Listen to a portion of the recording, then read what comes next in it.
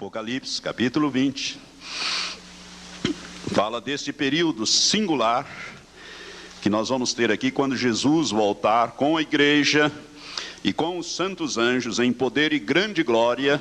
Ele prendeu o dragão, a antiga serpente, que é o diabo e Satanás, e o amarrou por 1000 anos. Lançou no abismo, o qual fechou e selou sobre ele, para que não enganasse mais as nações, até que os 1000 anos se completassem. Depois disso, é necessário que ele seja solto por um pouco de tempo. Então vi uns tronos, e aos que se assentaram sobre eles foi dado o poder de julgar. E vi as almas daqueles que foram degolados por causa do testemunho de Jesus e da palavra de Deus, e que não adoraram a besta nem a sua imagem, e não receberam o sinal na fronte nem nas mãos, e reviveram, e reinaram com Cristo durante 1000 anos. Mas os outros mortos não reviveram, até que os 1000 anos se completassem. Esta é a primeira ressurreição. Bem-aventurado e santo é aquele que tem parte na primeira ressurreição. Sobre estes não tem poder a segunda morte, mas serão sacerdotes de Deus e de Cristo, e reinarão com ele durante os 1000 anos. Amém. Graças a Deus pela sua palavra. Nós estamos então ministrando sobre o milênio, e a última ministração, no domingo passado, eu falei que para compreendermos o milênio, nós precisamos compreender bem a primeira e a segunda ressurreição. E ensinei aos irmãos que a primeira ressurreição, ela vem em 3 etapas, ou 3 fases. A primeira fase é a fase das primícias. Jesus cumpriu esta fase. Quando Jesus ressuscitou, diz o evangelista Mateus, no capítulo 27, versículos 50 a 53, que nós lemos já, que ressuscitaram com ele os corpos dos santos, muitos corpos de santos. Ou seja, os santos do Velho Testamento ressuscitaram e foram com Jesus. Porque a igreja, irmão, os santos do Velho Testamento, no meu entendimento, não fazem parte da igreja. A igreja é um mistério que esteve oculto através dos séculos e foi somente revelada quando os judeus, perante Pôncio Pilatos, rejeitaram o Messias e disseram: crucifica-o. Ali Deus fez parar a história profética dos judeus, que nós estudamos quando falamos das 70 semanas proféticas. Deus fez parar ali na 69ª semana de anos proféticos. Ele fez parar a história profética dos judeus ali e ficou uma semana de anos proféticos para trás, para voltar a tratar com os judeus. E fez abrir ali um parêntese para revelar um mistério que esteve oculto nos séculos, que é a igreja, fruto da graça, igreja que é o corpo de Cristo.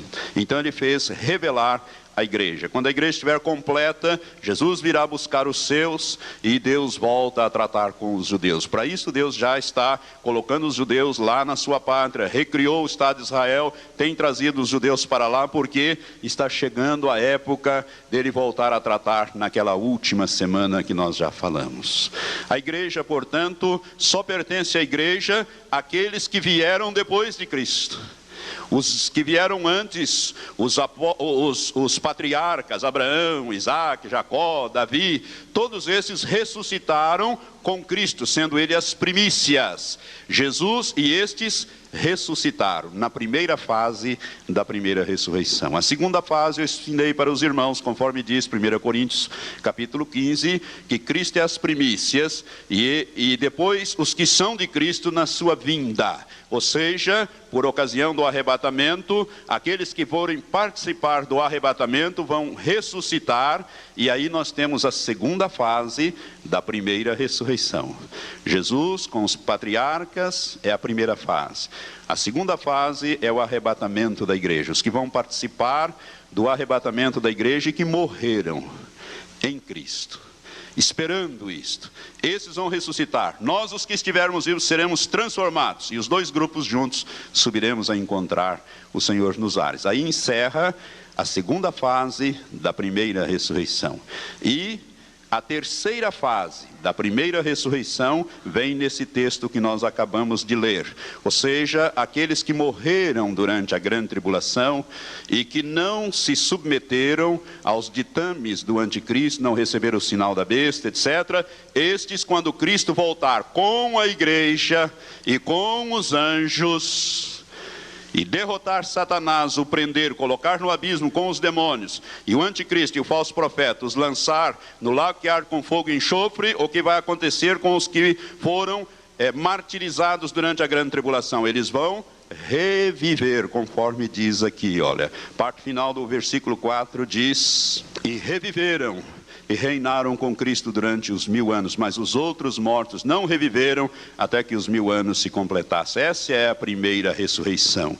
Bem-aventurado e santo é aquele que tem parte na primeira ressurreição. Sobre esses não tem poder a segunda morte, mas serão sacerdotes de Deus e de Cristo e reinarão com ele durante os 1000 anos. Então a terceira fase encerra, e com ela encerra a primeira ressurreição, quando os que vieram da grande tribulação, os que morreram na grande tribulação, ressuscitarem quando Cristo chegar com a igreja para reinar aqui. Amém? Termina aí a primeira ressurreição. Fica a segunda ressurreição, que é a ressurreição do juízo. Eu vou deixar para falar da segunda ressurreição quando eu abordar o juízo do grande trono branco neste estudo sobre o milênio. Mais para frente, no final desse estudo, eu vou falar sobre o juízo do grande trono branco, que está descrito a partir do versículo 11 desse capítulo 20 de Apocalipse. Então aí eu vou falar sobre a segunda ressurreição, porque estes estão ligados à segunda ressurreição. A primeira encerrou nessas 3 fases. Amém? Mas eu quero dizer uma coisa muito importante a respeito da primeira ressurreição. Amados, tem muita gente, e as ministrações bíblicas nas igrejas dão a impressão de que nós vamos subir e vamos viver com Cristo, e parece que vai ser tudo igual. Ou seja, todo mundo de asinha, com a harpinha na mão, né? Isto usando uma linguagem popular. Parece que vai ser tudo a mesma coisa no céu, e a Bíblia não diz isto.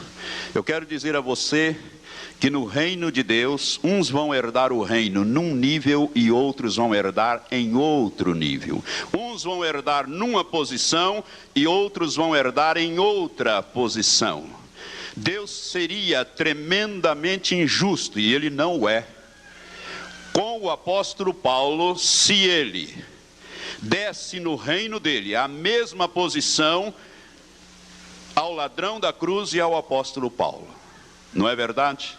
Por quê? Porque o ladrão da cruz se converteu no último momento e entrou. E o apóstolo Paulo trabalhou mais do que todos os outros apóstolos para a implantação e engrandecimento do reino.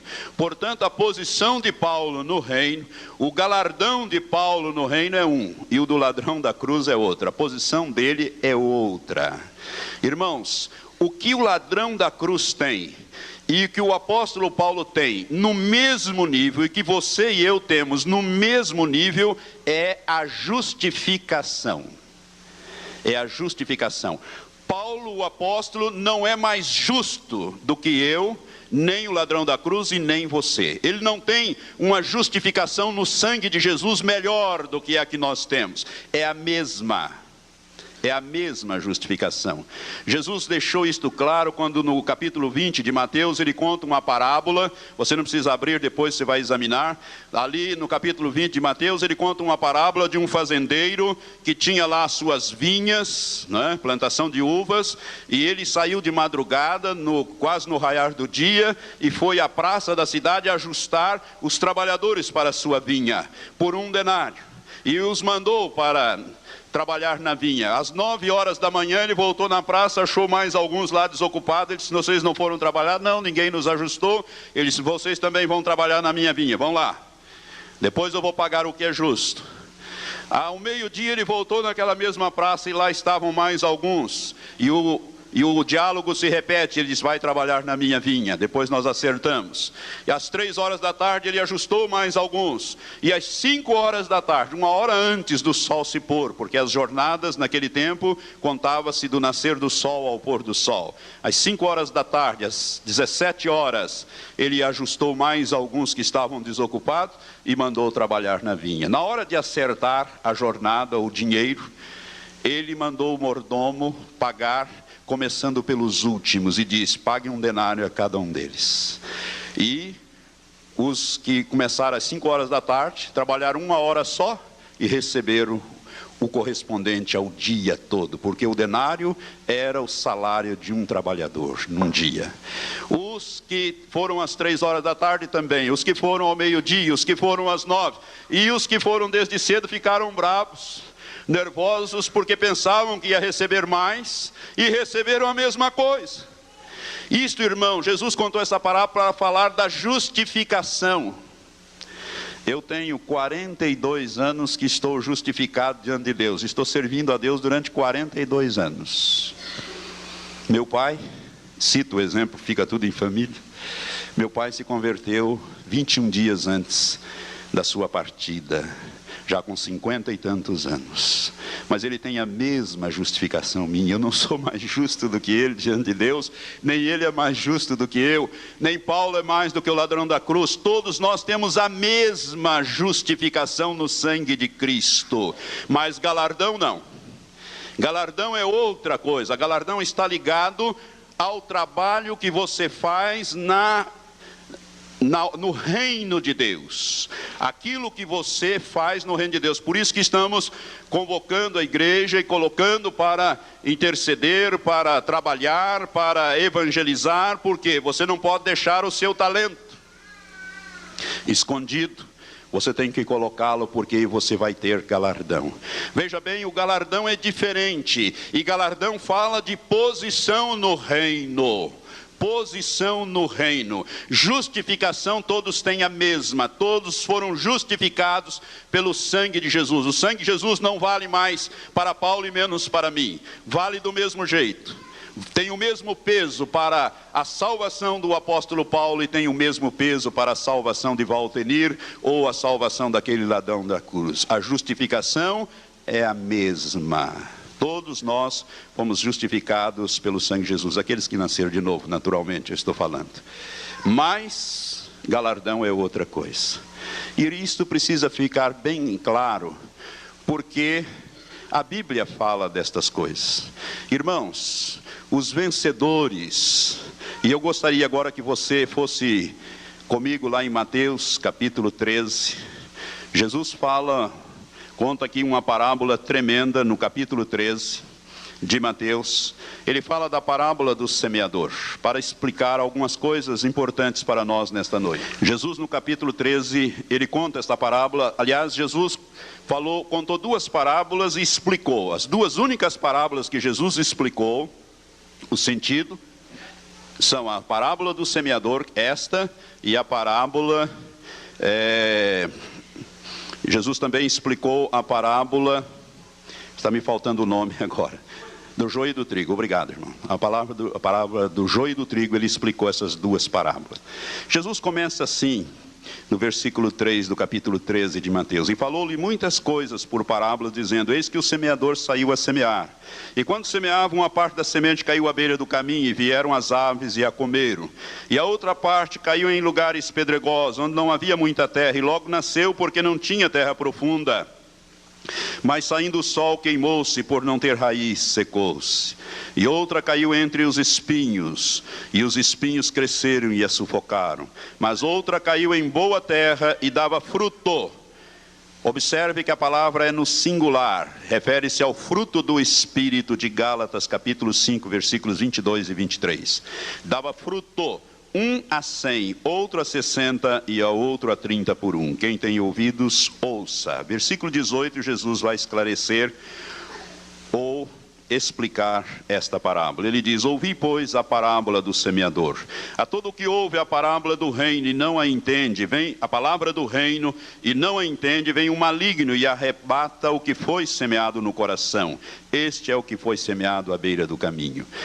É aquela pessoa que ouve, não entende, e Satanás vem através dos demônios e tira a palavra. Ou seja, essa semente não chega a germinar.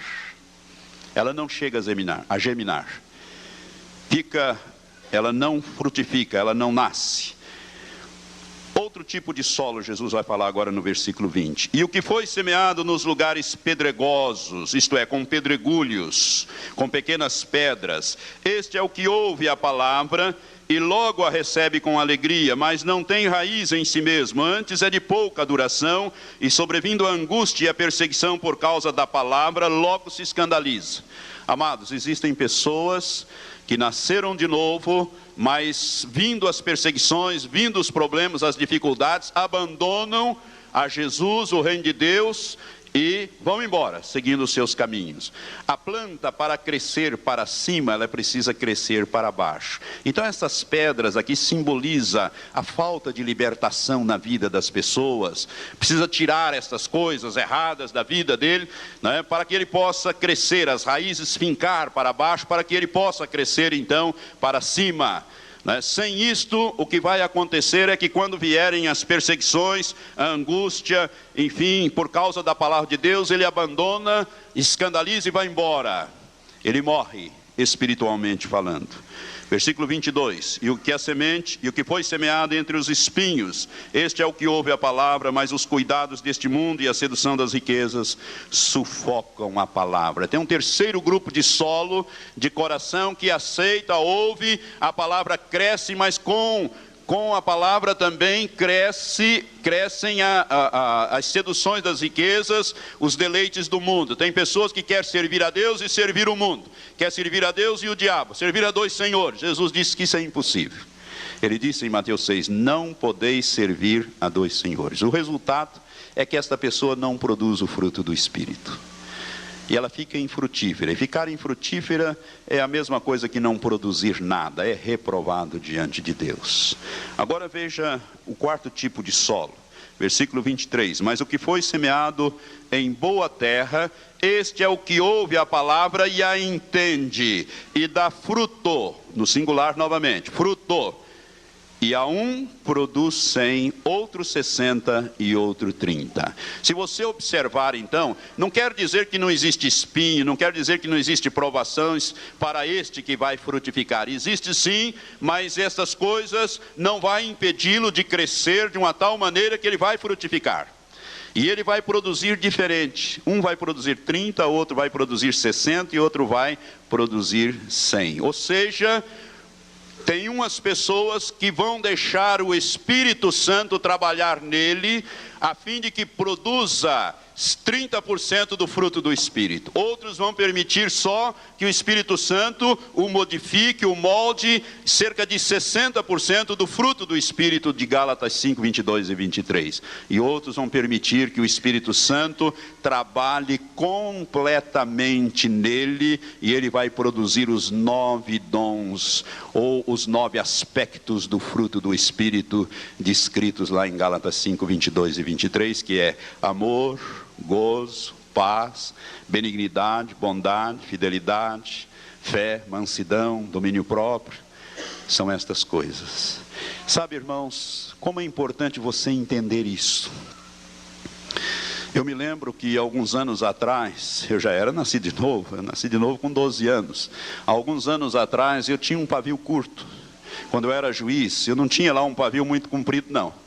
A gente lida com tantos problemas que eu tinha um pavio curto. Quem me conheceu logo que cheguei aqui, eu acho que pode até se lembrar, se teve contato comigo naquela época.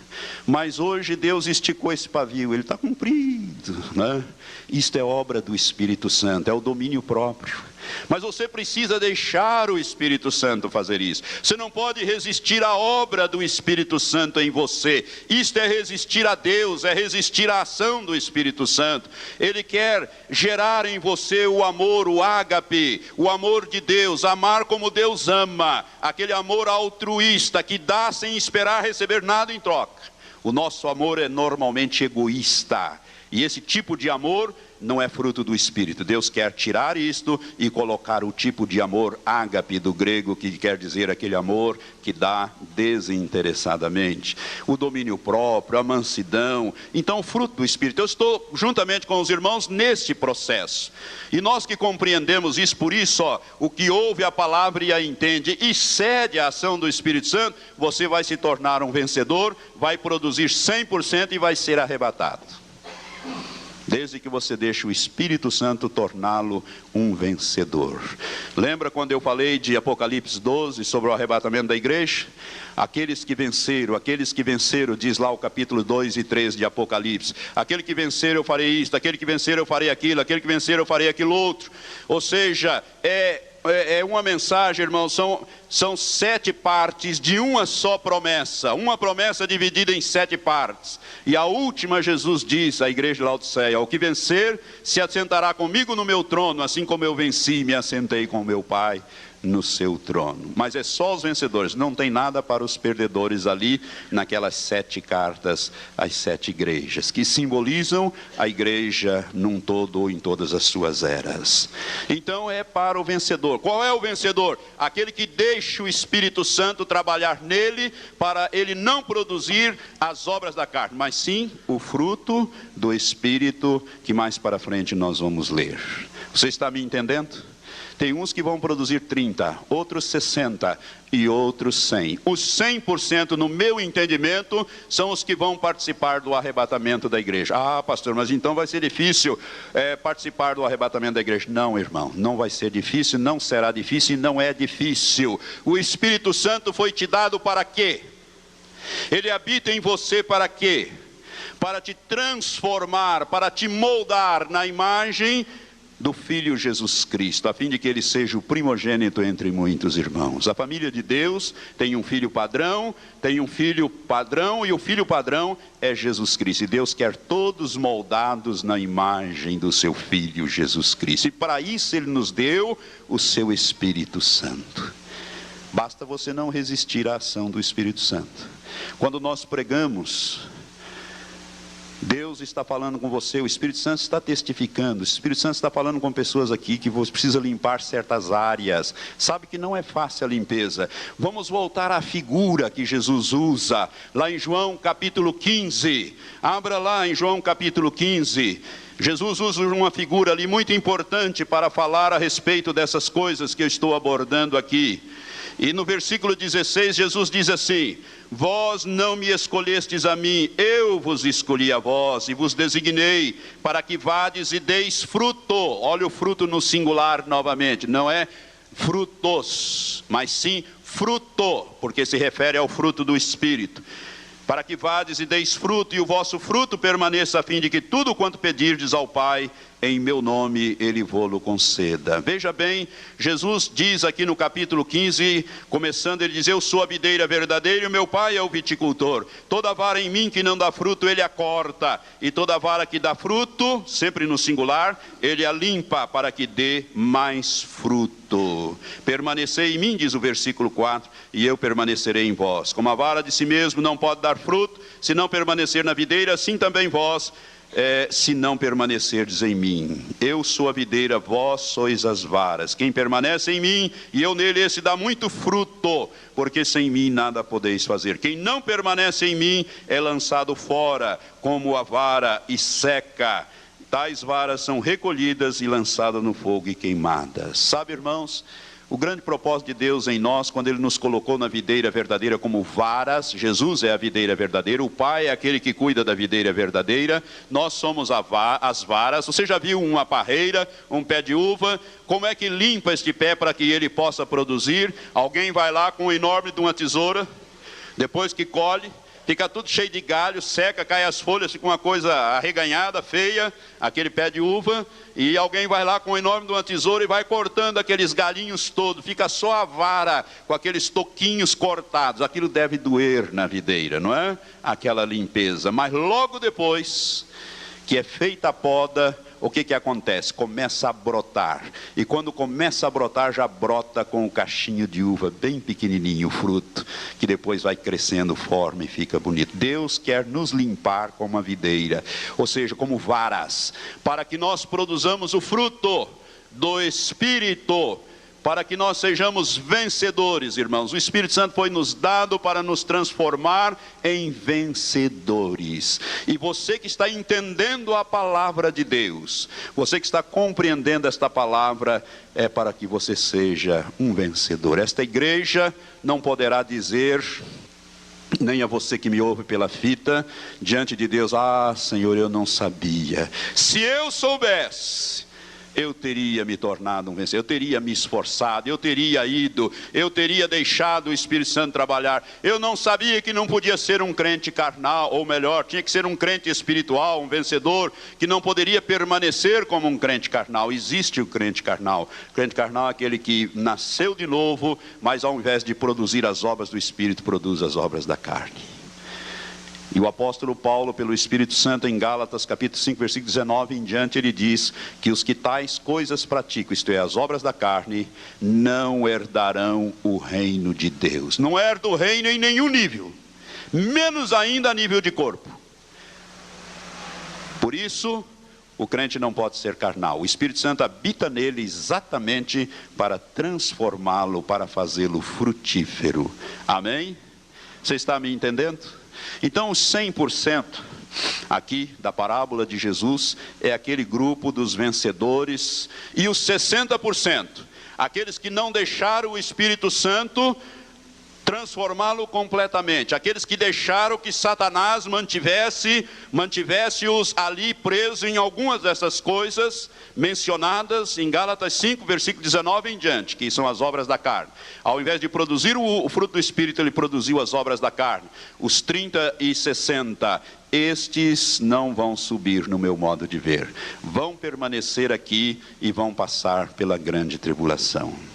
E é por isso, irmão, que quando nós lemos aqui o Apocalipse, se você prestar atenção, se você prestou atenção nesses estudos, você já percebeu que Jesus veio primeiro e arrebatou a igreja. Depois ele veio com a igreja e os anjos. E aí então, aqueles que ficaram para trás, aqueles que passaram pela grande tribulação é que vão ressuscitar. Mas a posição deles não é mais corpo. Por quê? Porque o corpo de Cristo já está completo, já foi e já voltou para reinar com Cristo aqui. A posição desses que ressuscitam por último, na terceira fase da primeira ressurreição, não é a posição de corpo. Quer ver? Eu vou mostrar isso dentro do livro do Apocalipse. Abra lá no capítulo 7 do livro do Apocalipse.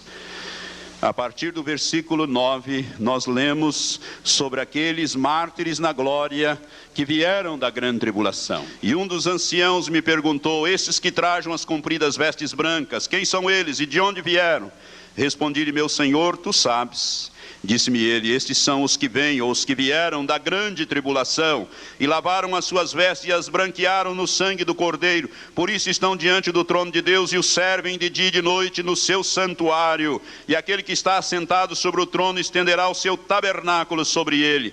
Eles nunca mais terão fome, nunca mais terão sede, nem cairá sobre eles o sol, nem calor algum. Por quê? Porque na grande tribulação morreram de fome, de sede, morreram assados pelo calor do sol. E o versículo 17 diz: porque o Cordeiro que está no meio, diante do trono, os apacentará e os conduzirá às fontes das águas da vida, e Deus lhe enxugará dos olhos toda lágrima. Se você prestou atenção, eles não fazem parte do corpo, não fazem misticamente uma unidade com Cristo, do qual é a cabeça. O Cordeiro é símbolo de Jesus.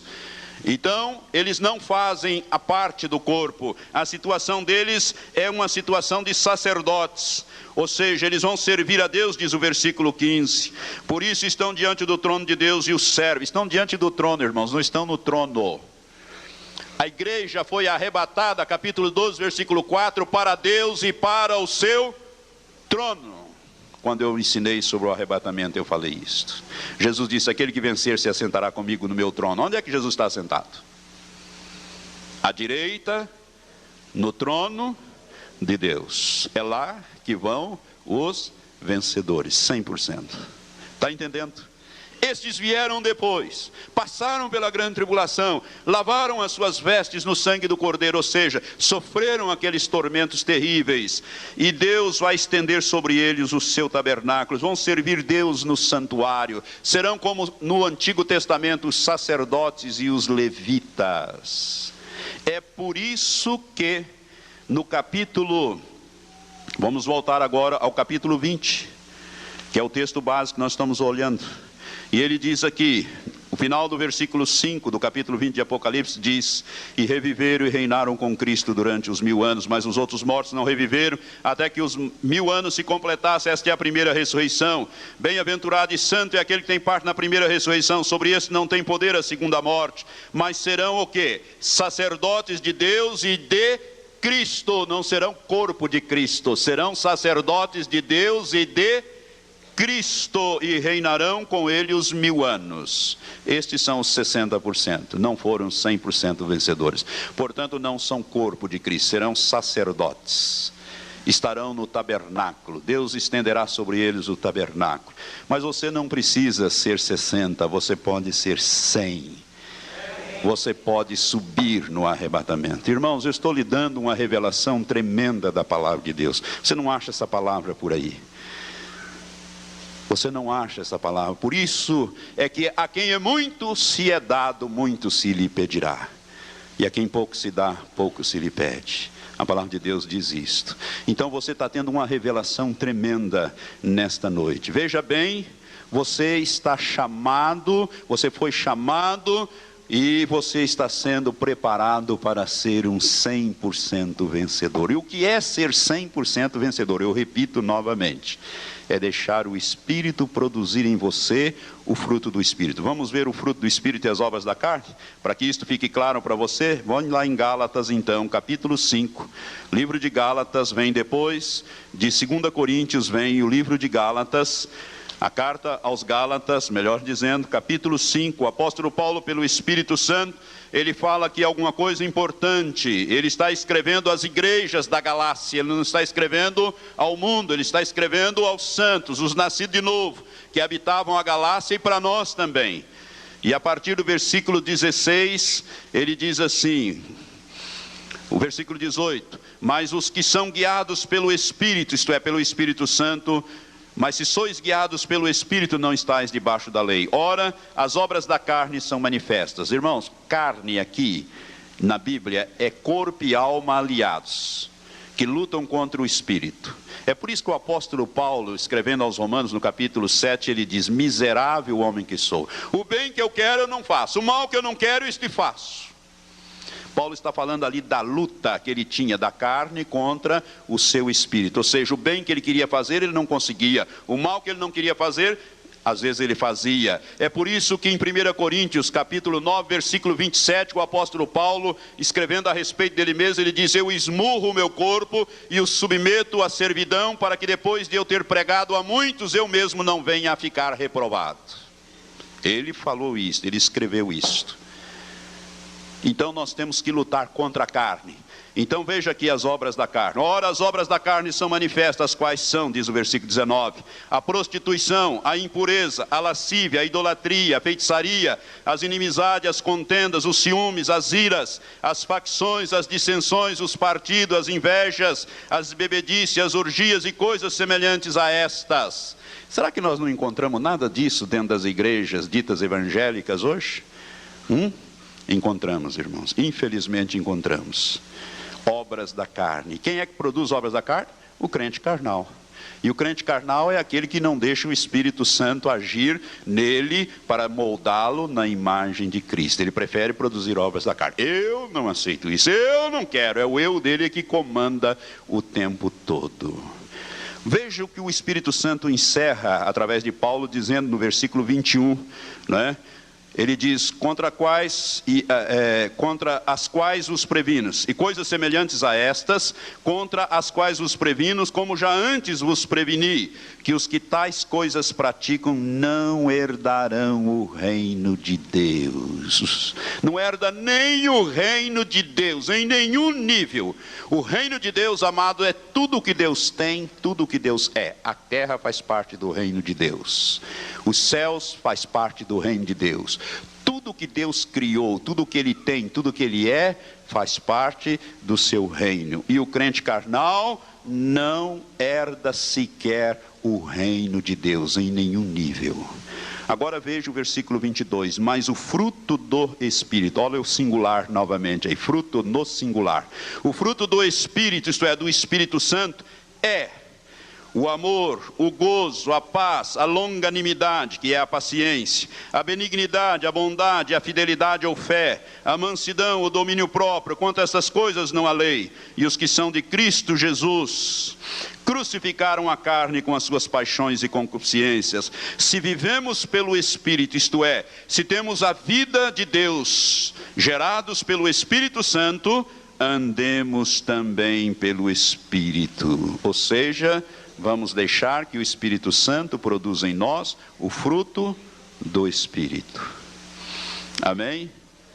Gozo, paz. Eu não posso entender um crente que não tem paz. Não posso entender. É falta do fruto do Espírito. Porque a Bíblia diz que Ele, Jesus, é a nossa paz. Você pode ter tribulação, no mundo tereis aflição, mas irmãos, nós temos aquele que é a nossa paz, que é o príncipe da paz. Nós estamos firmados, isso é fruto do Espírito, é o Espírito Santo em nós. Por quê? Porque quando nós deixamos o Espírito Santo agir em nós, os nossos valores mudam, irmãos. Aquilo que dantes era importante, deixa de sê-lo. E aquilo que antes parecia não ser, agora é importante. As coisas espirituais tomam verdadeiramente o primeiro lugar. Jesus, buscai primeiro o reino de Deus. O reino de Deus para ser importante para nós. E quando nós somos carnais, não é o reino de Deus o importante em primeiro lugar para nós. São as coisas do mundo que são importantes para nós. Mas quando nós somos chamados mediante o novo nascimento, quando nós entramos no reino de Deus, Deus nos dá o seu Espírito Santo habitando em nós exatamente para trabalhar conosco, para nos limpar, para nos podar, e Ele vai fazendo isto aos poucos, mas Deus sempre respeita o nosso livre-arbítrio. Por isso é que se você não quiser, Deus não faz. Ele respeita o seu livre-arbítrio, só que você se torna responsável diante dEle. Ao invés de você então produzir o fruto, você acaba produzindo obras da carne. Mas Deus não quer isso para você. Ele quer te arrebatar. Irmãos, estes estudos é exatamente para preparar você para o arrebatamento. Você está compreendendo? Vocês estão me compreendendo? Quantos podem dizer amém disso que eu estou falando? Estão me compreendendo? Se você me compreende, diga amém. Graças a Deus. Então eu estou inocente do sangue dos irmãos. Amém. Agora eu digo amém. Graças a Deus. Porque estou lhes pregando a palavra para colocar vocês lá dentro. Irmãos, então, veja bem. 100, 60 e 30. Os de 30 vão herdar o reino de Deus a nível de terra. Eu vou falar isto quando eu falar sobre o juízo do grande trono branco. Eu vou mostrar isso dentro da Bíblia. A terra faz parte do reino de Deus. E na eternidade a terra continuará existindo e será restaurada para ser como era no princípio. Quando Deus a criou e colocou o homem, a terra vai voltar a ser como no jardim do Éden. Muitos vão querer herdar o reino por aqui mesmo, né? Vai ser uma beleza essa terra. Mas irmãos, você pode herdar o reino a nível de corpo. Você pode ir muito mais alto. Por quê? Porque o Espírito de Deus que Ele fez habitar em você está aí exatamente para moldá-lo na imagem do seu Filho Jesus Cristo. Porque se a cabeça tem uma posição, o corpo tem que ter a mesma posição. Irmãos, a cabeça e o corpo não podem ser diferentes. Se a cabeça é madura, se a cabeça é espiritual, o corpo não pode ser carnal. É por isso que o crente carnal não vai integrar o corpo de Cristo. Aliás, ele não herda nem o reino, conforme nós lemos aqui em Gálatas 5, versículo 19, 20 e 21. Você está me entendendo? Como é importante você compreender a palavra de Deus para produzir 100%? E você foi chamado, Jesus disse, vós não me escolhestes a mim, eu vos escolhi a vós, você é um escolhido. E vos designei para que vades e deis fruto, e o vosso fruto permaneça, a fim de que tudo quanto pedirdes ao Pai, Ele vô-lo conceda em meu nome. O crente carnal pede e não consegue, mas o crente espiritual deve pedir e conseguir, porque é promessa de Jesus. Mas a limpeza não é muito fácil. Aquelas tesouras de Deus, ou melhor, aquelas tesouras do Espírito Santo, né? O Espírito Santo de Deus não é muito fácil na nossa vida. E quando o pastor vai falar, tem certos irmãos que o pastor tem, quando vai falar com ele, parece que vai pisando em ovos. Por quê? Porque aquele irmão é extremamente carnal. Qualquer coisinha, ele está fora.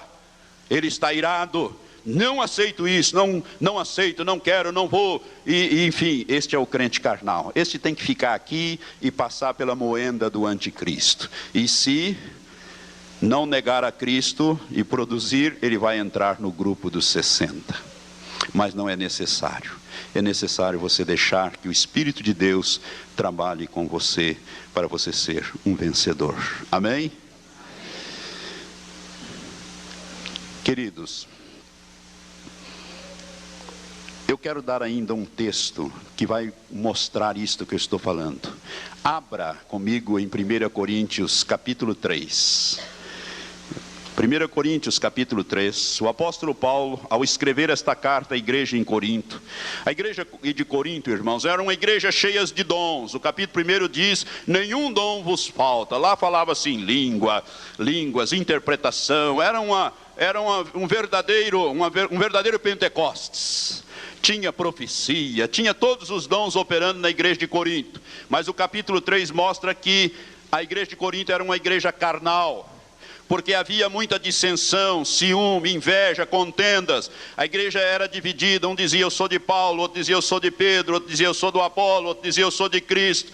E a igreja estava toda carnalizada, e o apóstolo Paulo pelo Espírito escreve esta carta. E para que você entenda o que eu quero dizer, eu vou ler a partir do versículo 6, Paulo dizendo pelo Espírito Santo, eu plantei, Apolo regou, mas Deus deu o crescimento, de modo que nem o que planta é alguma coisa, nem o que rega, mas Deus que dá o crescimento. Ora, uma só coisa é o que planta e o que rega, e cada um receberá o seu galardão segundo o seu trabalho. Olha a palavra galardão aqui, ligada a trabalho, posição no reino, de acordo com o esforço que você fizer para o reino de Deus.